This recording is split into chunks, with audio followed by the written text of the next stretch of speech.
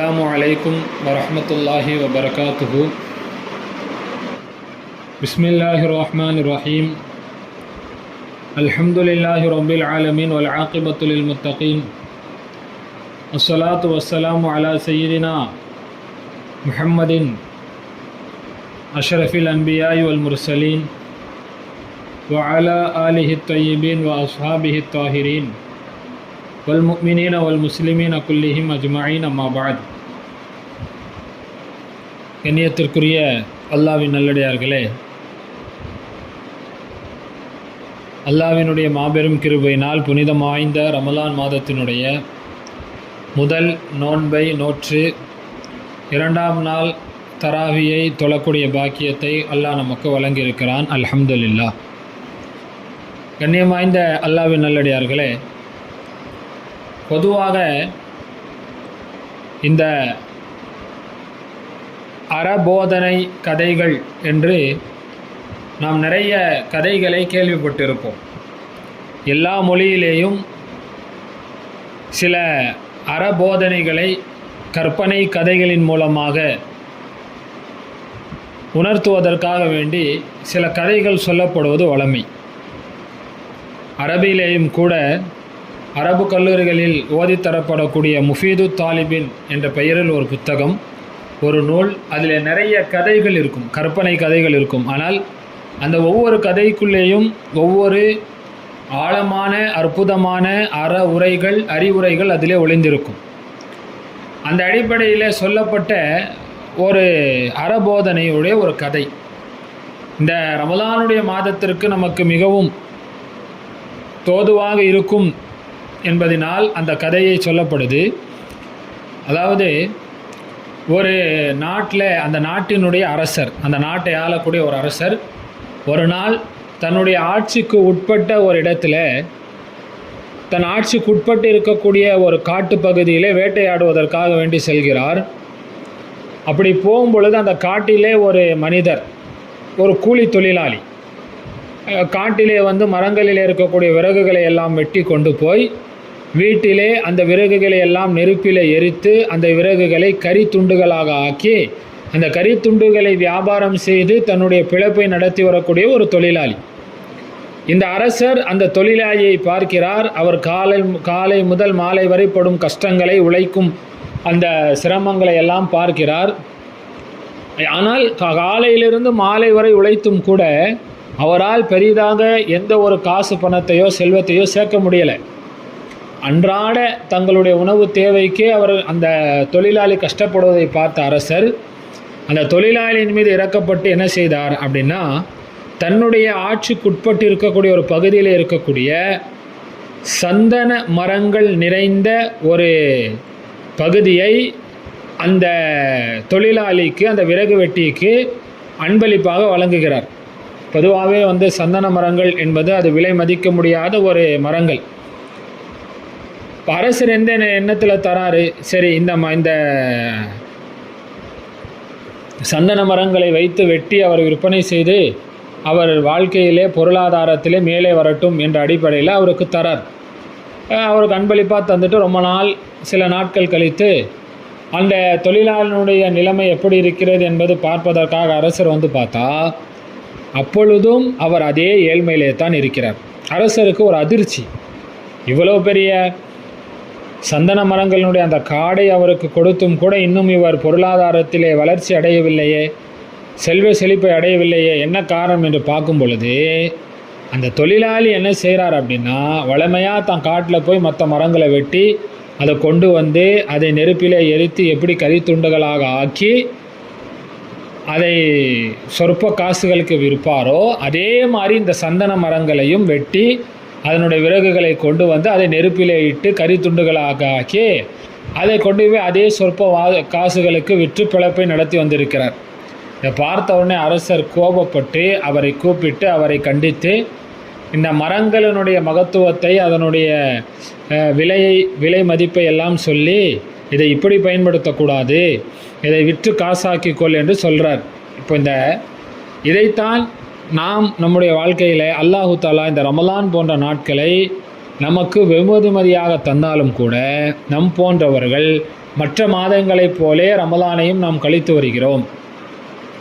எனவே இந்த ரமலானுடைய மாதம் என்பது அல்லாஹ்வால் நமக்கு தரப்பட்டிருக்கக்கூடிய ஒரு உன்னதமான வாய்ப்பு என்பதை நாம் முதலிலே விளங்கி அதை பயன்படுத்த வேண்டும்.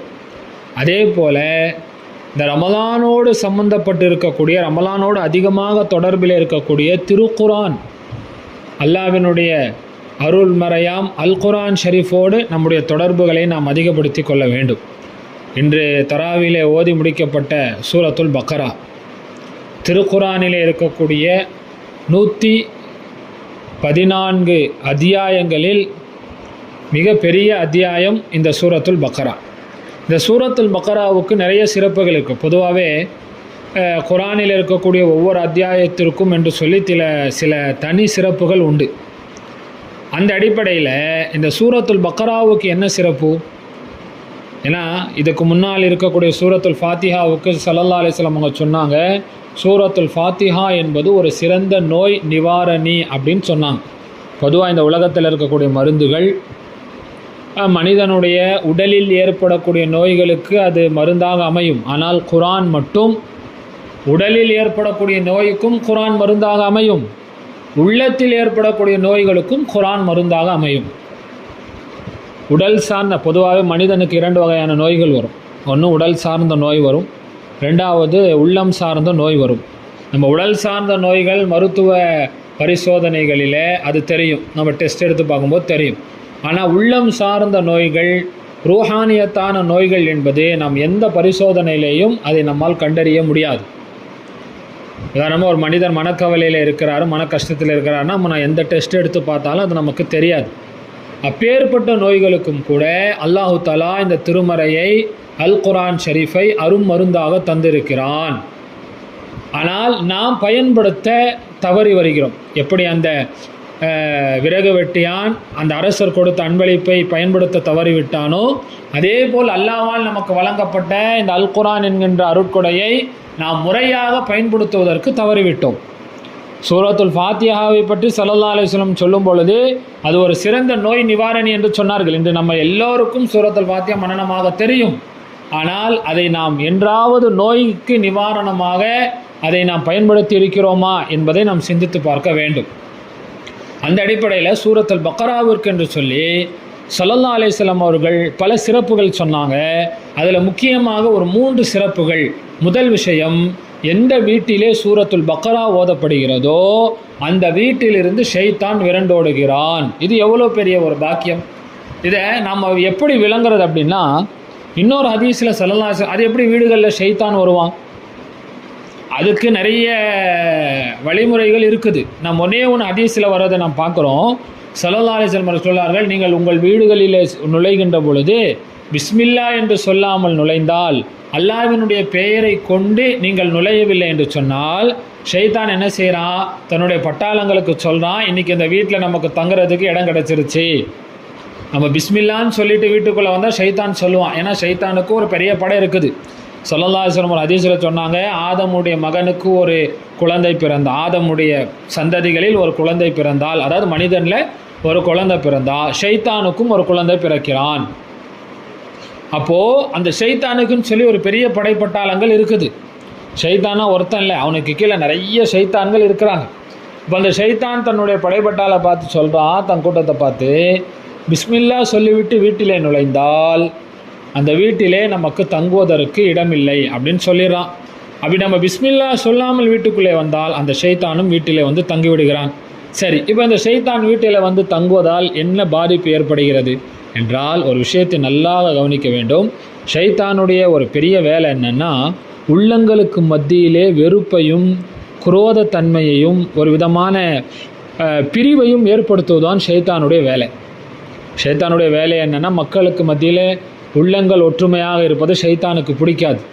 ஏன்னா ஸல்லல்லாஹு அலைஹி வஸல்லம் சொன்னாங்க, மனிதனுடைய உடம்பில் இரத்த நாணங்கள், ரத்தம் எங்கெங்கெல்லாம் ஓடுதோ அங்கே எல்லா இடத்துலையும் ஷைத்தான் ஓடுகிறான் அப்படின்னு சொன்னாங்க.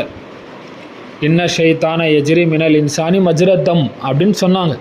அப்போது மனிதனுடைய உள்ளத்திலேயும் ஊடுருவக்கூடிய அந்த சக்தி அவனுக்கு இருக்குது. அப்போ ஷைத்தான் வீட்டிலே இருந்தால் என்ன செய்வான்? வீடிலே இருப்பவர்களுக்கு மத்தியிலே மனதளவிலே இருக்கக்கூடிய அந்த பாசத்தை, ஒற்றுமையை, நேசத்தை கெடுத்து விடுவான். ஒரே வீட்டில் இருப்பாங்க, ஆனால் ஒருத்தர் இன்னொருத்தருக்கு பிடிக்காம, ஒருத்தர் இன்னொருத்தர் மேலே வெறுப்பாக, ஒருத்தர் இன்னொருத்தர் மேலே ஒரு கோபத்தோட பகையோடு இருப்பாங்க. இது என்ன காரணம்? அந்த வீடுகளில் இருக்கக்கூடிய ஷைத்தான் செய்கின்ற சேட்டைகள். அப்போ ஸல்லல்லாஹு அலைஹி வஸல்லம் சொன்னாங்க, இந்த சூரத்துல் பக்கராவை எந்த வீட்டிலே ஓதப்படுகிறதோ அந்த வீட்டிலே இருக்கக்கூடிய ஷைத்தான் விரண்டும். அது எந்த ஷைத்தானாக இருந்தாலும் சரி. பொதுவாக இந்த சில ஜின்கள் இருக்குது பாருங்கள், ஜின்கள் என்பதும் ஷைத்தானுடைய இனத்தில் சேர்ந்தது தான். அப்படி ஏதாவது வீடுகளிலே இருந்தாலும் நாம் சூரத்துல் பக்கராவை ஓதுகின்ற பொழுது அந்த வீட்டிலிருந்து ஷைத்தான் விரண்டோடுகிறான். ரெண்டாவது சொன்னாங்க, இந்த சூரத்துல் பக்கராவை ஓதுபவரை எந்த விதமான செய்வினையும் சரி, எந்த விதமான கண்ணீரும் சரி அது தாக்காதுன்னாங்க. அதாவது இந்த சூரத்துல் பக்கராவை எந்த சூரியக்காரனாலும் ஜெயிக்க முடியாதுன்னாங்க ஸல்லல்லாஹு அலைஹி வஸல்லம். அப்படின்னு என்ன அர்த்தம்? நம்மிடத்தில் சூரத்துல் பக்கராவை நாம் பற்றி பிடிக்கின்ற காலமெல்லாம் எவ்வளவு பெரிய சூரியக்காரனாக இருந்தாலும் அவனுடைய எந்த விதமான தீங்கும் நம்மை பாதிக்காது என்று ஸல்லல்லாஹு அலைஹி வஸல்லம் அவங்க சொல்ல வராங்க. அப்போது இந்த சூரத்துல் பக்கராவை நம் வாழ்க்கையிலே பற்றி பிடிக்க வேண்டும். நேரம் கிடைக்கும் பொழுது அவ்வப்பொழுது நம்முடைய வீடுகளிலே சூரத்துல் பக்கராவை நாம் அதிகமாக ஓத வேண்டும். அதே மாதிரி இந்த சூரத்துல் பக்கராவில் இருக்கக்கூடிய இன்னொரு சிறப்பான ஒரு வசனம் நாம் எல்லாம் கேள்விப்பட்டிருக்கோம், ஆனால் நாம் அதை ஓதுவதற்கோ அதை பயன்படுத்துவதற்கோ அதை நாம் பாதுகாப்பாக வைத்துக்கொள்வதற்கோ தயாராக இல்லை. அல்லாஹு தாலா தன்னுடைய திருமறையில் இருக்கக்கூடிய 6666 வசனங்களிலே சிறந்த வசனமாக திகழக்கூடிய ஆயத்துல் குருசி என்கின்ற அந்த வசனத்தை இந்த சூரத்துல் பக்கராவிலே தான் அல்லாஹு தாலா வைத்திருக்கிறான். ஹஸரத் உபை இப்னு கஅப் ரலியல்லாஹு தஆலா அன்ஹு இடத்துல ஸல்லல்லாஹு அலைஹி வஸல்லம் அவங்க கேட்பாங்க, உபை அவர்களே, திருக்குரானிலேயே ஆக சிறந்த வசனம் எது என்று கேட்ட பொழுது உபை ரலியல்லாஹு தஆலா அவங்க தங்களுடைய ஆய்வில் வைத்து ஆயத்துல் குருசி யா ரசூலல்லாஹ்னு சொன்ன உடனே ஸல்லல்லாஹு அலைஹி வஸல்லம் அவருடைய இல்முக்காக அவருக்காண்டி துஆ செஞ்சாங்க.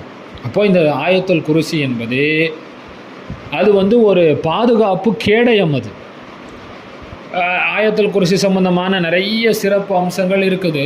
அதில் 2 முக்கியமான விஷயங்கள். அதாவது ஸல்லல்லாஹு அலைஹி வஸல்லம் அவருடைய மரண தருவாயில் மலக்குல் மௌத் அவர்கள் ஸல்லல்லாஹு அலைஹி வஸல்லம் அவருடைய ரூஹை வாங்குறாங்க. நல்லா கவனிக்கணும். அப்போ ஸல்லல்லாஹு அலைஹி வஸல்லம் அவர்களுக்கும் சக்கராத்துல் மௌத் அந்த மரண வேதனை என்பது ஏற்படுது. அப்போ ஸல்லல்லாஹு அலைஹி வஸல்லம் மலக்குல் மௌத்கிட்ட கேட்குறாங்க, அப்போது என்னுடைய உம்மத்தில் இருப்பவர்களுக்கும் இந்த மரண வேதனை சக்கராத்துல் மௌத் என்பது உண்டா அப்படின்னு கேட்ட உடனே மலக்குல் மௌத் சொன்னாங்க, ஆமாம் யா ரசூலல்லாஹ், எல்லோருக்கும் உலகத்தில் இருக்கக்கூடிய எல்லோருக்கும் உண்டு அப்படின்னு சொன்னாங்க. அப்போது ஸல்லல்லாஹு அலைஹி வஸல்லம் அவர்கள் கவலைப்படுகிறார்கள், தன் உம்மத்தை நினைத்து அவர்கள் வருந்துகிறார்கள். தனக்கு அந்த வேதனை வருதுன்னு சொல்லி ஸல்லல்லாஹு அலைஹி வஸல்லம் வருத்தப்படலை, தன் உம்மத்திற்கும் அந்த வேதனை இருக்கிறதே அப்படின்னு நினச்சி அவங்க கவலைப்படும் பொழுது மலக்குல் மௌத் அவர்கள் அந்த நேரத்தில் ஒரு சுப செய்தி சொல்கிறாங்க, உங்கள் உம்மத்திலே எல்லோருக்கும் மரண வேதனை என்பது உண்டு என்றாலும் யா ரசூலல்லாஹ், ஒரு சுப செய்தி சொல்கின்றேன், எந்த ஒரு அடியான் ஒவ்வொரு ஃபர்லான தொழுகைகள் முடித்ததற்கு பின்னால் வளமையாக நியமமாக ஆயத்துல் குருசியை ஓதுவதை வளமையாக்கி கொள்கிறாரோ அவருடைய மரண தருவாயில் அவர் உயிர் பிரியக்கூடிய நேரத்தில் அவருடைய ஒரு பாதம் இந்த உலகத்திலேயும் மறு பாதம் சொர்க்கத்திலேயும் இருக்கும் அப்படின்லாம். அதாவது ஸல்லல்லாஹு அலைஹி சொல்லுவாங்க, யார் ஒருவர் ஒவ்வொரு ஃபர்லான தொழுகைக்கு அடுத்தும் ஆயத்துல் குருசியை நியமமாக ஓதி வருகிறாரோ அவருக்கும் சொர்க்கத்திற்கும் மத்தியிலே மரணத்தை தவிர வேறு எந்த ஒரு தடையும் திரையும் இல்லை அப்படின்னாங்க. அப்படின்னா என்ன அர்த்தம்? இந்த மனிதர் சொர்க்கத்திற்கு செல்வதற்கு மரணம் மட்டும்தான். மௌத்தாயிட்டா நேராக சொர்க்கத்துக்கு போயிடுவார். அந்த அளவுக்கு நமக்கு நேரடி சொர்க்கத்தை பெற்றுத்தரக்கூடிய ஒரு பொறுப்புதையல் தான் இந்த ஆயத்துல் குர்சி என்பது. அதே மாதிரி ஒரு நீண்ட ஹதீஸில் வருது, ஷைத்தானே சஹாபாக்களிலே சிலருக்கு சொல்லி தந்திருக்கிறார், யார் இந்த இரவு நேரத்தில் தூங்கும் பொழுது ஆயத்துல் குர்சியை ஓதிக்கொள்கிறாரோ அந்த இரவு நேரத்தில் ஷைத்தானுடைய தீங்கிலிருந்து அந்த மனிதன் பாதுகாக்கப்படுவான் அப்படின்னு சொல்லி ஷைத்தானே சையதுனா அபூ ஹுரைரா ரலியல்லாஹு அன்ஹு போன்ற சஹாபாக்களுக்கு அறிவித்த ஹதீஸ்கள் இருக்குது. இப்போ ஷைத்தானே என்ன செய்கிறான் அப்படின்னா ஆயத்துல் குர்சியினுடைய சிறப்பை அவனே என்ன செய்கிறான் சொல்லி காட்டுகிறான். அப்படிங்கிற பொழுது இந்த ஆயத்துல் குர்சியை நாம் மனனம் செய்ய வேண்டும், நம்முடைய சந்ததிகள் பிள்ளைகளுக்கும் கற்றுத்தர வேண்டும். பொதுவாகவே இந்த ஆயத்துல் குர்சி என்பது அது ஒரு மன வலிமையை தரக்கூடிய ஒரு ஆற்றல் வாய்ந்தது, ஒரு சக்தி வாய்ந்த ஒரு வசனம் அது. ஏன்னா இந்த ஆயத்துல் குர்சியில் அல்லாஹ்வினுடைய அனைத்து வகையான தன்மைகளும் சொல்லப்பட்டிருக்கு. அல்லாஹ்னா யார், இஸ்லாமிய பார்வையில் இறைவன் என்றால் யார் என்பதற்கு இலக்கணம் ஆயத்துல் குர்சியில் அல்லாஹ் முழுவதுமாக சொல்லியிருக்கிறான். அல்லாஹ்வுடைய உயர்தரமான ஜலாலியத்தான ஜமாலியத்தான அனைத்து தன்மைகளும் இந்த ஆயத்துல் குர்சியில் சொல்லப்பட்டிருக்கு. முழுக்க ஆயத்தினுடைய ஆரம்பம் முதல் கடைசி வரை முழுக்க அல்லாஹ்வுடைய வல்லமைகள் மட்டுமே அந்த வசனத்தில் சொல்லப்பட்டிருக்கிறனால அந்த வசனம் அவ்வளவு சக்தி வாய்ந்த வசனம். அந்த வசனத்தையும் நாம் பற்றி பிடிக்க வேண்டும்.